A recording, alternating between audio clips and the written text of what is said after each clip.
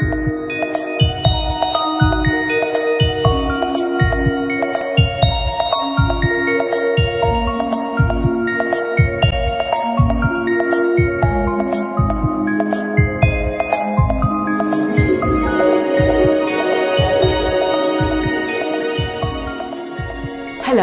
I'm Cynthia and welcome to SEEDS. This is a programme that brings you everyday people that put their faith in action. And on today's programme, we are going to be talking to Bea Jackson.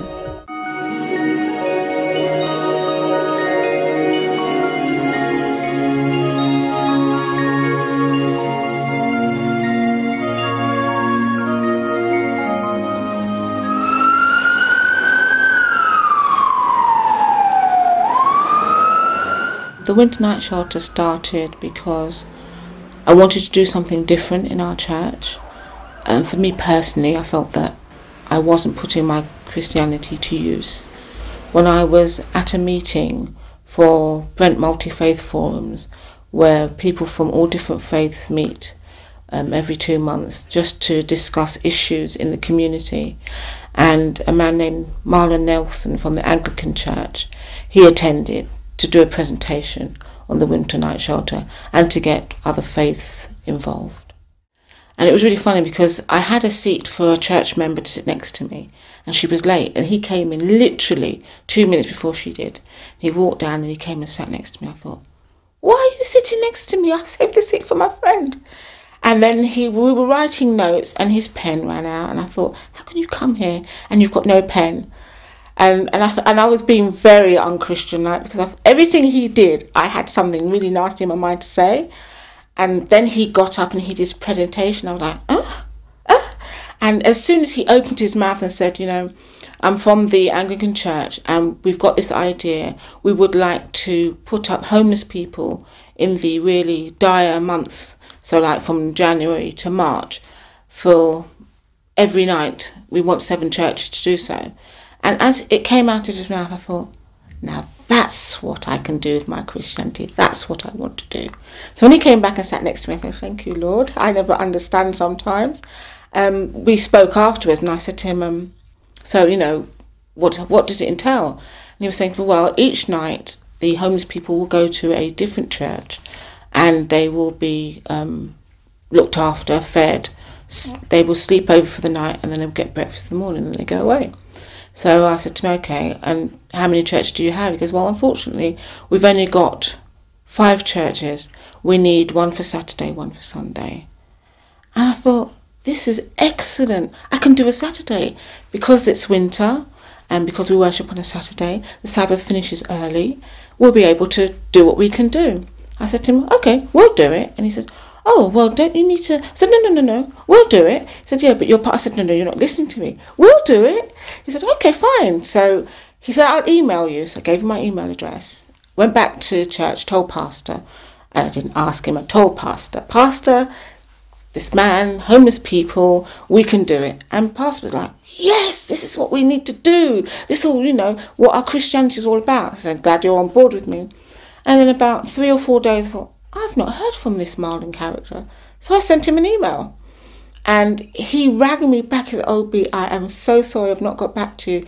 He said, I really have been busy, but I'm so glad that you are so on board, that you're being proactive.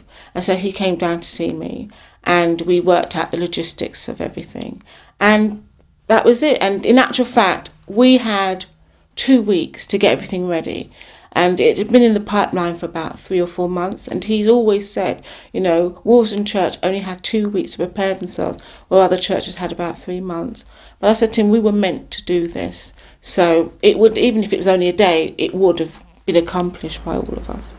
As soon as sun sets, my kitchen team, they go in and they start preparing the food and cooking it. And then 1 or 2 of them from that team will then go into the hall, and I'm normally in there anyway, getting the tables and chairs ready, sweeping up. We open at 7:30, but if someone comes earlier, we don't turn them away because it's cold outside. So about 8:30, we'll ask them if they want to eat, and the majority of them do. They don't eat when they come straight, because some of them come from somewhere they've eaten, or they just want to relax, and then they'll eat a meal. And then we don't have a TV that works properly at the moment, so Match of the Day is out, and X Factor when it was on. But we have board games, and a lot of the volunteers will befriend them. So we'll just have conversations, just talk about everyday life or anything that's bothering them. Sometimes they will ask us, why are you an Adventist? Why do you worship on a Saturday as opposed to a Sunday? What makes you different? And, you know, we'll just answer it the best way that we can. Then after we've eaten and we've cleaned up, I get them to come and help me to get the blow-up mattresses, sleeping bags and pillows. For those, some people just want to lie down and relax. They're not sleeping, just want to relax. And then some of us are still chatting. Around 10, 11ish, I'll dim the lights. And by 12, the lights are off. And everybody's normally sleeping by then anyway. In the morning, I wake them up about 7:30. They get themselves washed or whatever, have their breakfast, and then they leave. There are some people that I've sort of helped along the way in the Winter Night Shelter that I wouldn't normally speak to for whatever reason. And so I've made friendships with people that our paths had just never crossed, or for whatever reason it's just a hi and a bye. So yeah, I've made some really nice friends. The coordinators from the different churches, we normally meet like every 2 months. But the reason we're there is because of God. So he is our primary focus. And because he is, the fact that I worship on a Saturday, someone worships on a Sunday, and the fact that someone might do this and someone might do that, they're irrelevant. They're not focal.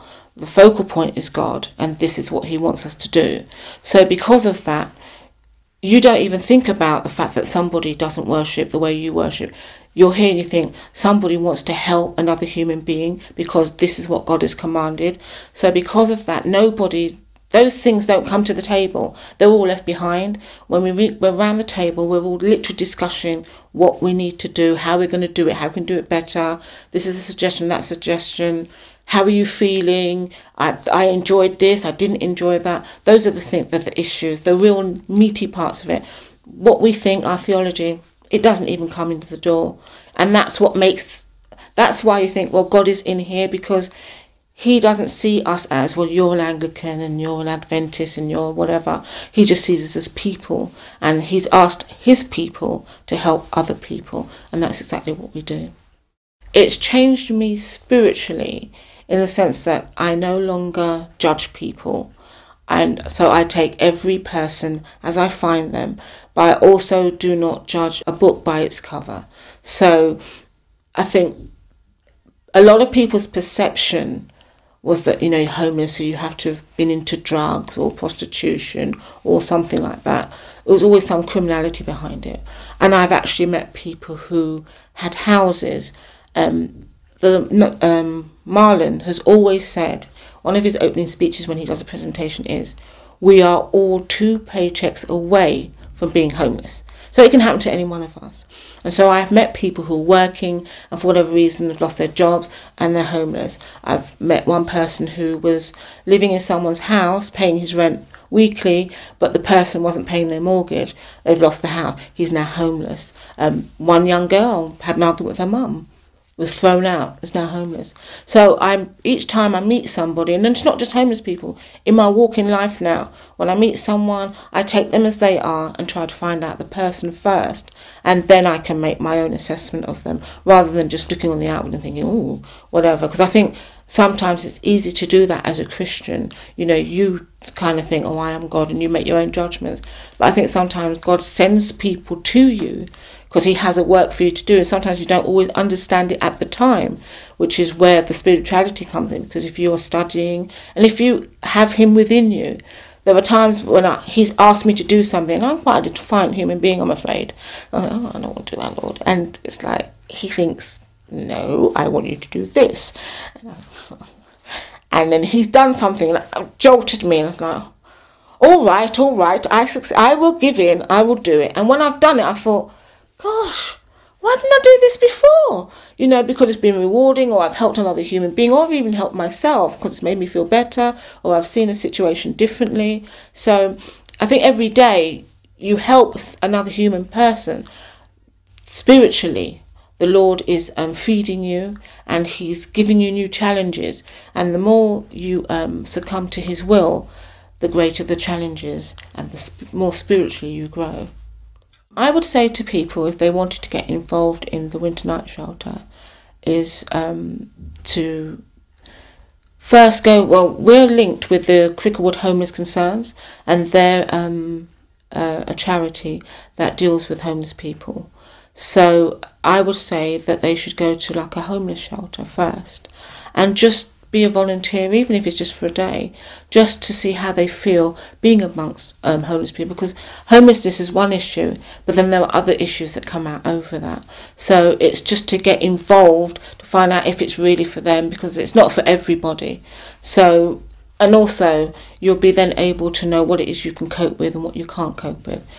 For us at Wilson Church, because we're already established, so next year, if the project is still running, I would say, hey, come to Wilson, and you're always welcome to join us. Just like Bea, when we help others, it brings us closer to God. It also allows us to get to know ourselves better. Now, if you or somebody you know has put their faith in action, then please contact us via email on seeds@adventist.org.uk. Thank you so much for joining us, and I'll see you next time.